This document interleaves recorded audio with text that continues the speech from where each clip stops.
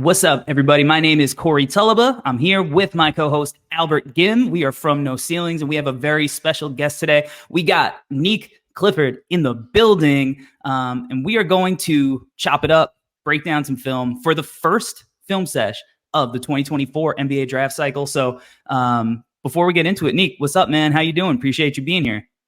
What's going on? I appreciate y'all having me on. Yeah, we're excited to chop it up, man. I got to say, your film has been some of the most fun film that we've gotten to watch this year. Because I think you're in the midst of a breakout season for Colorado State. I mean, just reading off some numbers for you: 13.3 points per game, 6.3 rebounds, 2.3 assists, 1.5 steals, almost a block a game. You're shooting 60% from the field, 52% from three, 86% from the line. Just, having an unbelievable efficient season on both sides of the ball. So, you're a 6'6". I think you're listed at about 215 long, wing out on the perimeter. For somebody who's never seen you play before, how would you describe your game? I say my game is versatility. I feel like I possess a lot of aspects of the game, defensively and offensively. I feel like I can score at three levels. I feel like I can facilitate and make the right play.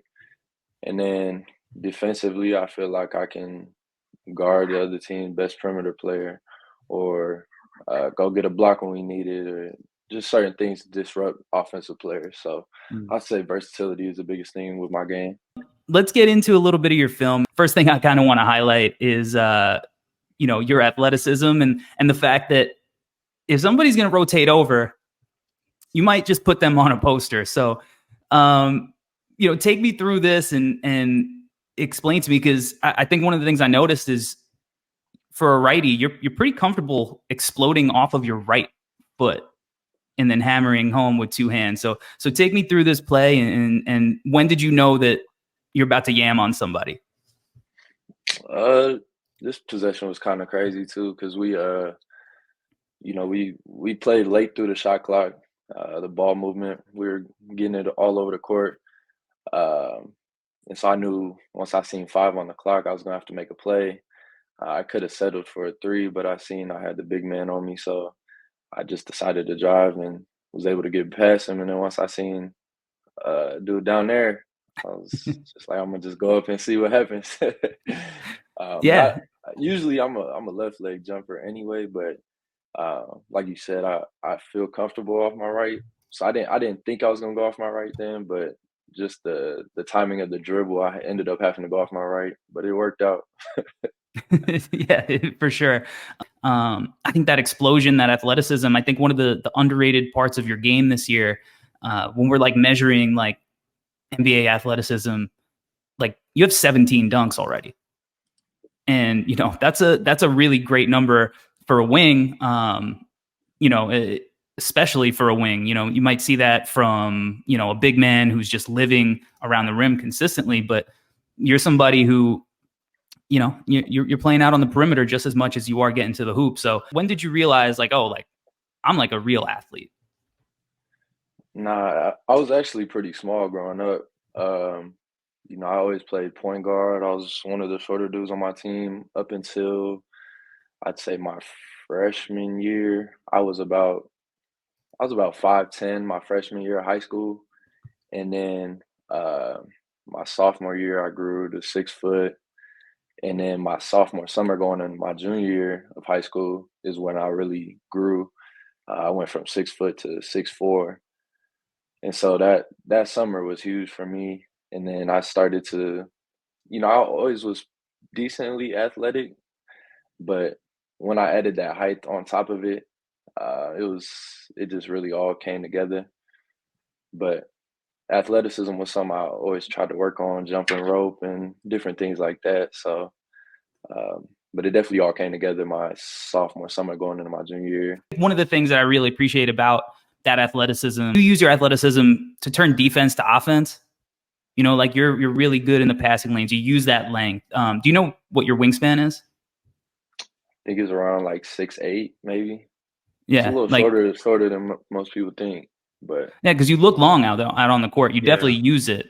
you use that length really well. And again, you turn defense to offense, and you're getting easy buckets. And I think a lot of times, like you look at your efficiency numbers right now, especially at the rim, getting dunks. That absolutely helps. But I want to continue focusing on the defensive end, because the first thing I think that is kind of a prerequisite for wing prospects right now is like, are you going to be able to defend at the next level? There are a lot of guys who can go get buckets, but if you're not a two-way player in the NBA right now, right, there's really not a path for you to be on the court unless you are just an absolutely like lockdown or knockdown shooter, like specialist type of guy, right? So Yeah.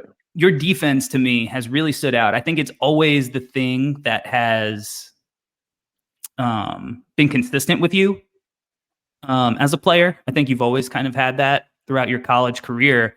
But yeah, like you've had some tough matchups, and in those matchups, you've really been impressive in your discipline. And so right here, you're on Trey Alexander. He's another potential first round pick. And I think it was kind of interesting what you guys did as a team, where you had a lot of reps on Trey, and then you had like Isaiah and like some of the smaller guys on Baylor Shireman, maybe to try to get up into him. But what are you trying to look for in this matchup, and when you're guarding a guy like Trey, who is a good shooter and can pass, and all the different things that you're doing here? What are you trying to force him into? Like you said, when you play a good player, the most you could do is just try and make it difficult for him. So, it's a little bit of scouting report type stuff. What his tendencies are, but it's really just staying disciplined. Try not to go for shot fakes or certain things like that, and then you just got to move your feet. So like that closeout, just I think was my biggest thing, was just trying to stay disciplined and not fall for the shot fake. And then I just got to guard the drive after that and try and beat him to a spot. And then once you get that one bump, you got to kind of throw your hands back so then they don't call the foul. But no, he's a good player though, so it was definitely a fun matchup for me to try and guard.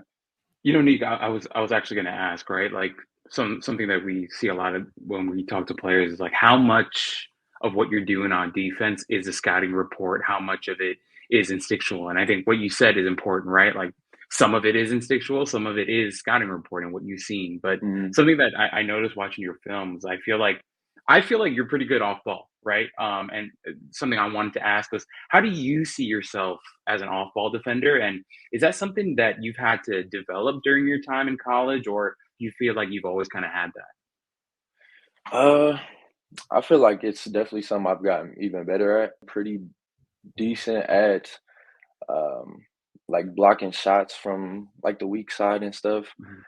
Um, Even in high school, I think that's something I did pretty decent, was just blocking shots from the weak side. But definitely like being in gaps and help size, certain things like that, I've had to develop a little more.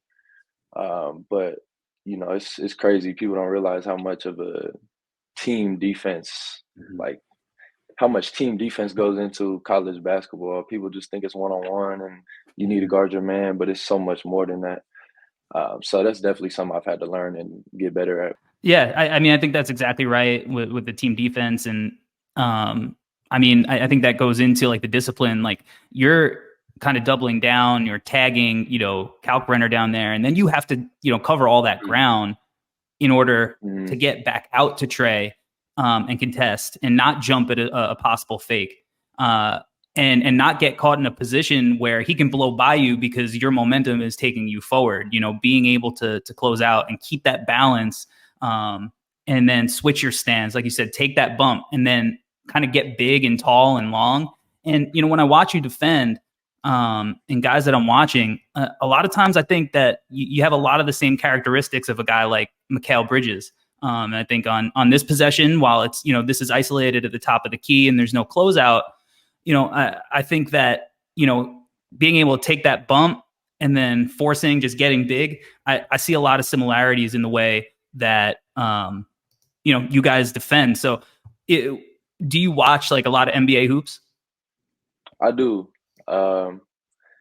I watch more probably highlights than I do the actual games, but I definitely watch some of the games too when I can.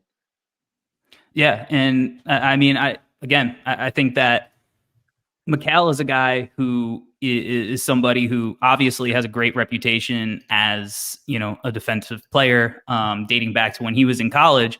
And again, I think you have a lot of those same similarities here against Louisiana Tech. You do again a great job of keeping a great scorer, a tough shot maker in check, absorbing that contact, and just using that standing reach to get really tall and long. So, even if that wingspan isn't as long as we think it is, you're using it every inch of it in a way that is beneficial to the play. So, what is Isaiah Crawford like to do? What are you trying to make him do when you're guarding him? He's also a good player. He was preseason player of their league. So I think just making most dudes, you want to try and make them take tough twos. Um, contested threes as well. But he's a good shooter. So I think also giving him enough space where he's not going to drive by me and get to the rim. Um, so I had to just try and cut him off to that spot. Being disciplined and sliding my feet, having my hands out, like I said earlier, and then just contesting with my hands up. I think that's a good possession. You talked about how your confidence has increased since you went to Colorado State, and that helped you on the offensive side. As we're talking Mhm. about the defensive side of the ball right now, how much do you feel a difference in terms of your mentality and your confidence in terms of the defensive side of the ball as well? Yeah, that's a good question. I think honestly, my defensive mindset hasn't changed too much. Um, Somewhat a large part of my role at Colorado was to be a defender. So I was already in that mind state of trying to guard high level dudes and high level players. Um, and I kind of lost some of that offensive side of my game at Mm. CU. Um, I think defensively, I've had that same mindset probably through my whole college career. Yeah. And again, I think defense, as long as you play defense and you have that mindset, you're always going to give yourself a chance to, be able to play both sides of the ball, because offense could come and go, but defense is the one thing Right. that you could be consistent with energy and effort all the time. So let's take a look at this possession here again. Trey Alexander, you're getting up into him, right? You're going to get a little bit of contact with the screen, fight back, and then use that length to contest Trey at the rim.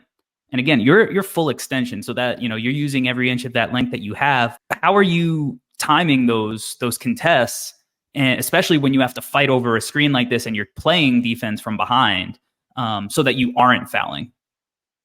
Yeah, this one's a little tougher because how far the screen was set out.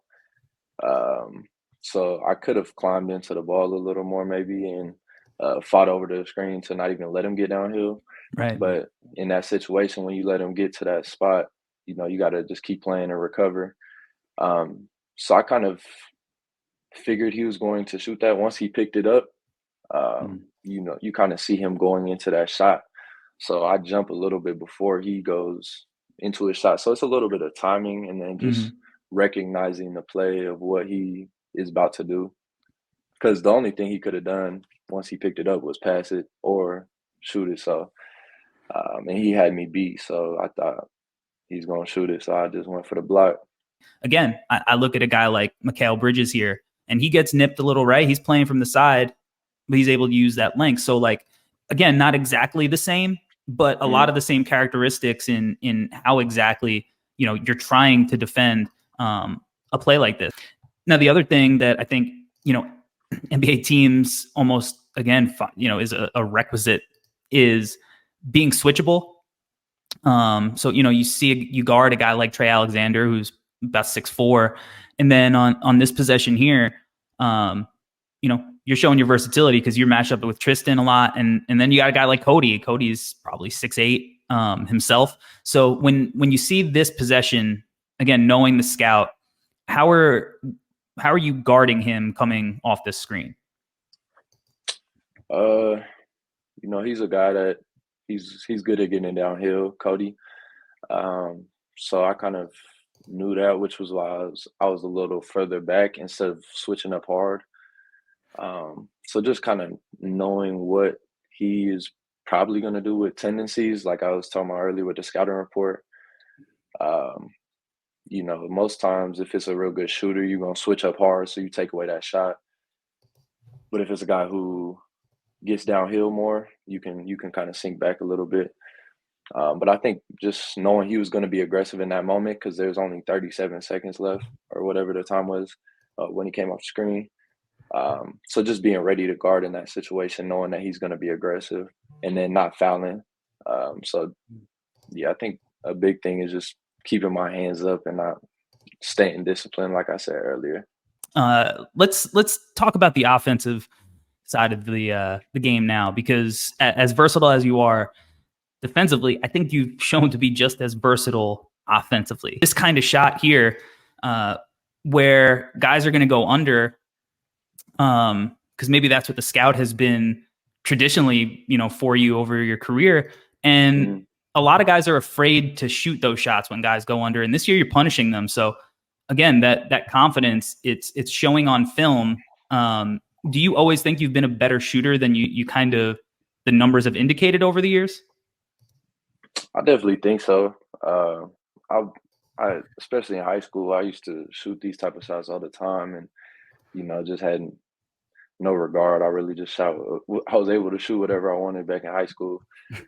So I had that confidence back then. I talked about losing the confidence a little bit, but now this year, that's something we worked on this offseason a lot, is people going under me, because that has been the scout.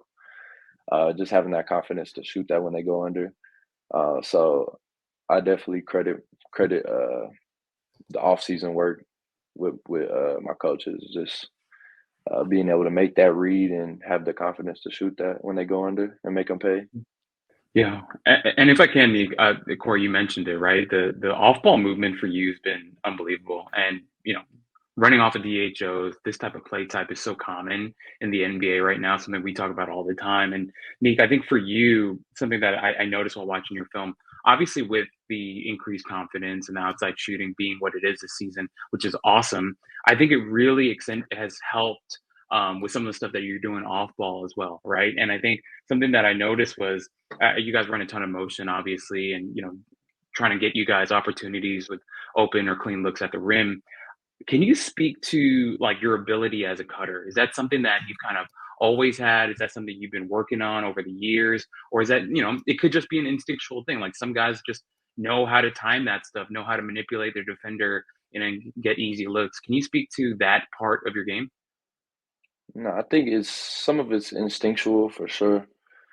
I think learning the game was a huge part for me of just knowing when to cut, um, and just the timing of it. So I think watching film, certain things like that have helped a lot with my cutting, and just being able to see it, of like when you should cut, knowing if somebody's overplaying you.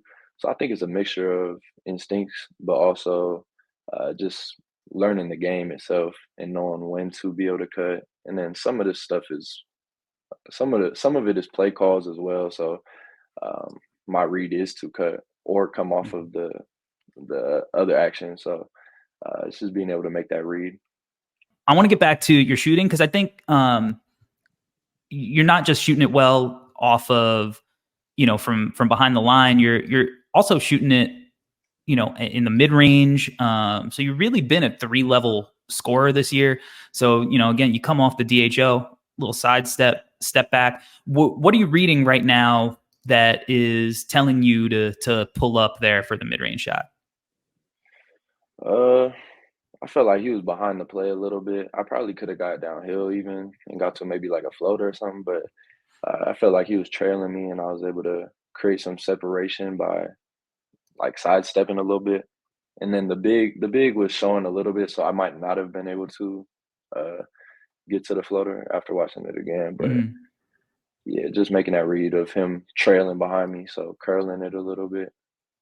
Yeah, I mean, I think it's the right shot, and I think that the next time, right, if you run this again, it might open up that little over the top pass, because now the Right. bigs maybe has to come up a little bit more and play it that way. So I think the mid range, especially when it comes to like utilizing guys who can pass the ball, like you've shown, is super important because it makes you a threat, not just behind the arc. But again, you're super comfortable just getting to a spot and you keep the game simple. Like that's what I like. Like there's not a lot of over dribbling and just a couple of dribbles right to the elbow and money. I mean, I love this mid-range shot for you, especially like that big's going to be in a drop because so many NBA teams are going to play in that drop.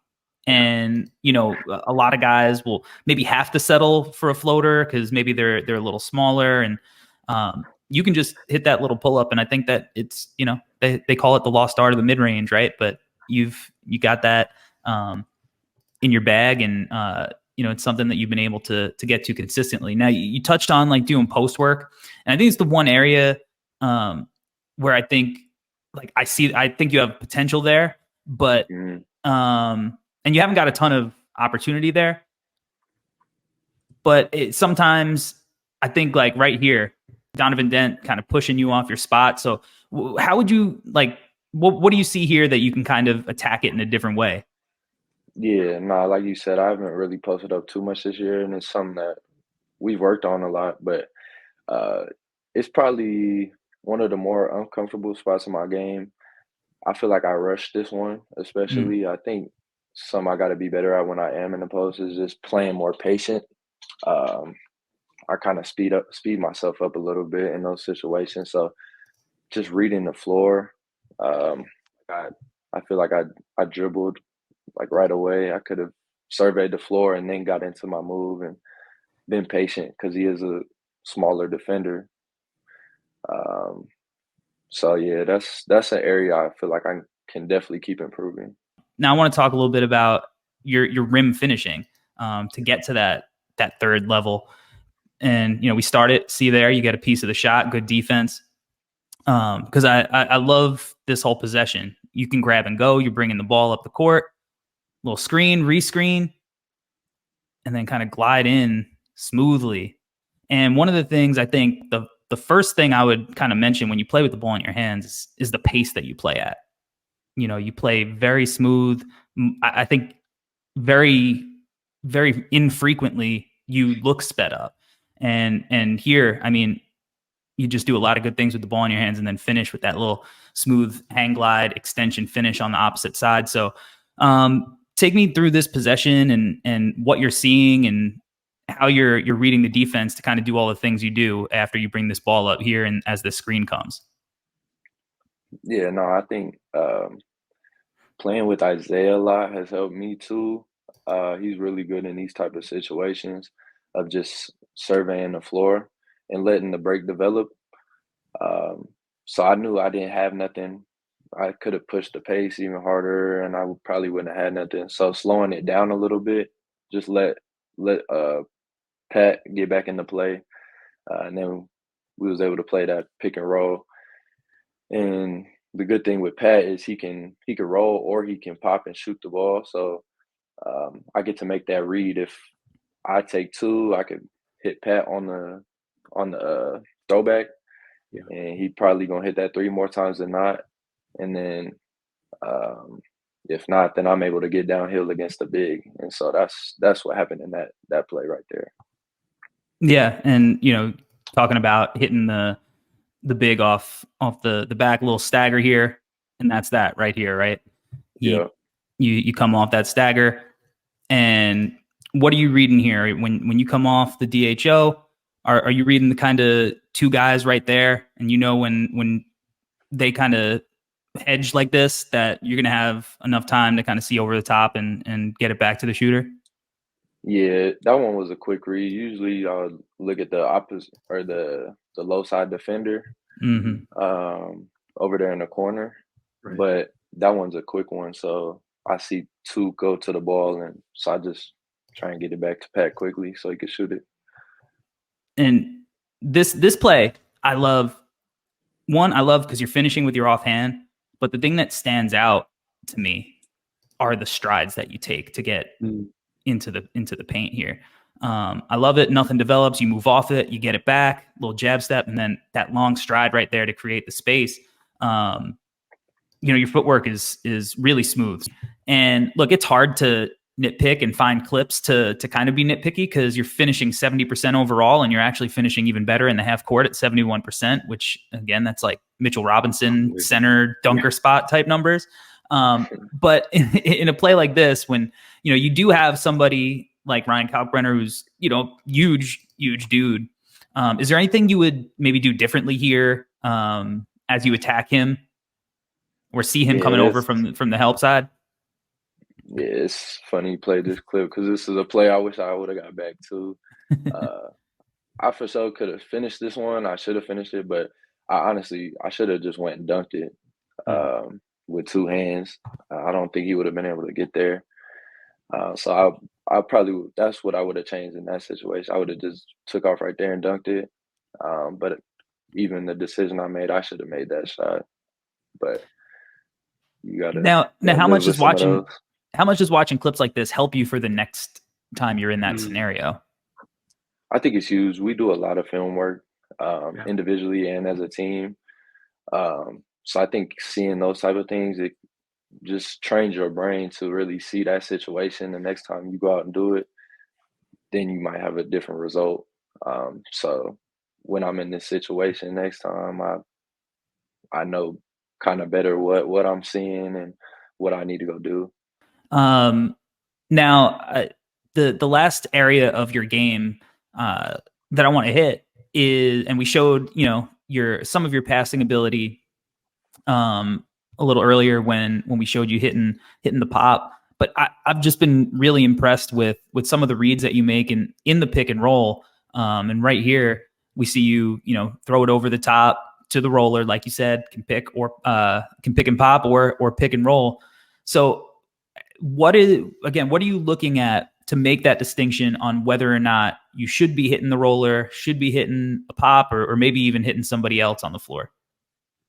Yeah, I think, like I said earlier, it's just reading that low man. But this play, they were in zone. So this was a unique one. I just seen the big. He went out for some reason. I think they were maybe going to match up out of the zone. But once I seen him kind of move out of the paint, I seen Pat was going to be wide open and just throw it over the top to him. And then, we're going to see it again here as you come off. And this time they're going to throw two at you. And you're still able to go over the top here. Being, 6'5", 6'6", whatever, you're measured at, how much is that height able to kind of help you in these scenarios where they do send two to the ball so aggressively? Oh, no, it helps a lot. Being able to just throw that pass over the top of people is definitely to my advantage. I'd say in this possession in particular, knowing New Mexico is showing hard. They've been showing hard the whole game. I feel like I could have been a little more under control, just keeping my dribble alive. But retreat dribble, maybe. When he made me pick it up, though, I'm looking that defender off, who's tagging. So I'm looking at the opposite corner, and then when I see him kind of move out a little bit, I knew I could throw that pass to Rashawn's left hand. Nique, something I wanted to say, Nique, I feel like an aspect of your game that's a little underrated is your strength.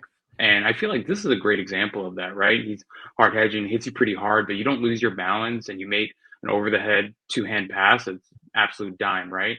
Can you speak to some of that? Just because I feel like you're a really strong player, and how much of that are you working on? And is that something that you continue to, obviously we talked about the shooting and different things, but I feel like the strength is a big aspect of your game as well. A large part of my decision coming out of high school was going somewhere with a really good strength coach as well. So CU has one of the best strength coaches in Steve Englehart. So he really helped me a lot over my time, just getting stronger. My 3 years there, and then JP, our strength coach here at CSU, I staying there with him too, just working on my body, trying to keep it right. And then I do a lot of stuff on my own, just in the weight room, trying to keep mobility and strength in my legs. So I know that's an aspect that I'm gonna have to continue to keep improving that and just getting bigger and stronger if I did want to play at the next level. But yeah, it's definitely an important part of the game and being able to make that read. Yeah, and we've seen you, play kind of like that, where you're kind of manipulating and dropping off, pretty often. So take me through this play against Creighton too, because again, I just love your patience and your poise and with the ball in the hand, and you're not getting sped up, kind of turn and then go back into the screen here. So take me through this and what you're trying to do against this defense, especially when there is, somebody who can block shots in the paint like a Ryan Kalkbrenner. Mm-hmm. Yeah, no, he's that's a little bit of scouting report too, is knowing that he's a shot blocker. So when I'm getting downhill off this screen, I kind of see him there, and I didn't think I was gonna be able to get that finish. So when I leave my feet, I'm already knowing that he's gonna go up and try and block that shot. So I knew it was gonna be an easy dump down for Rashawn. Um, so it's kind of just knowing the personnel a little bit, but then also being able to make that read. I feel like people say not to jump pass or whatever, but in that situation, I kind of knew I was gonna need to jump to throw him off and make it seem like I was shooting it, and then just easy dump down to my big man. Who are some of the guys in the NBA that you really like watching, that you maybe model your game after a little bit? All time is Kobe. Kobe's my favorite. Who's a Kobe Bryant fan, so that's someone I kind of like to watch, just the 3-level scoring and then his mentality, of course. Yeah, And then psychotic competitor. currently, yeah, no doubt. Currently, though, I say Shai Gilgeous or Tyrese Halliburton. I watch a lot of those too, and then Jaylen Brown a little bit too, that wing type. So I really like those three currently. Yeah, what do you like about Shai's game? I just love the pace that he plays at. It's like he doesn't get sped up. He's super strong and wiry. And then I feel like his first step is super fast.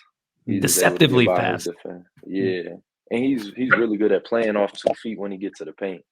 Yeah. And playing off those shot stops and pivots and whatnot. So he's probably my favorite to watch, actually.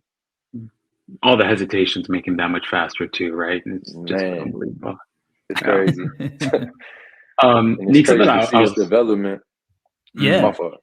Yeah. No, you're right. I mean, this is a guy, he went 13th, I think, in the draft, which obviously he was a lottery pick. So it's not as if nobody saw his talent. But right now you could make an argument that he's the MVP of the league, right? And that's not what people thought he was going to turn into. Right. When he was at Kentucky. Yeah. And when he was with the Clippers, and, he wasn't a throw-in to that trade, but he was a guy that the Clippers were willing to part with. And, now obviously like Paul and Kawhi, you got to do that. Right. But now the Clippers fans probably looking back being like, damn, like Kawhi could have signed here and we could have had SGA. Right. Crazy. It's crazy. Nique, something I was wondering. Obviously, eventually you're going to be meeting with NBA teams, and we just talked an hour about your game, right? All the different levels, all the different unique aspects of your game. Obviously, as you mentioned, right? When we asked you what do you think your game is about, you said versatility. And I think NBA teams are going to see that when they turn the film on. But rather than just like Nique Clifford the player, what do you think NBA teams would want to know in terms of Nique Clifford as a person? We've talked about your work ethic. We've talked about your desire to watch film and to continue to work on the different aspects of your game. But what's something, NBA team will sit you down and be like, all right, Nique, tell us about yourself as a person. What do you think you'd be able to say to that? I feel like I'm this is a cliche answer, but I'm a really good person. I'm not a troublemaker. I don't people don't got to worry about me getting in trouble. I stay in the gym. I stay at my house, playing the game with my teammates or watching film or watching TV, whatnot. And then other than that, I'll be in the gym a lot. So I'd say that aspect You don't got to worry about me being too crazy or getting in trouble with certain things like that. And then um, being a good person, I feel like I like to be positive. I like Mm. to help others when I can. Um, I think little things like giving out autographs and Mm. taking time out of my day to just go show love to fans who come and support me too. I think stuff like that goes a long way. So I'll never do nobody dirty or um, be negative to somebody. I just don't believe in that. So I would just say mainly that, just being a Mm. good person, giving to others when I can, and staying out of trouble. I mean, Nique, man, this is a lot of fun getting to chop it up with you and pick your brain and kind of show what you can do on the floor on both ends. So I appreciate you taking the time to come on the show and chop it up with Albert and I. Nah, I really appreciate y'all having me. It was a good time. I don't get to break down my film with people too often, so this was definitely a lot of fun.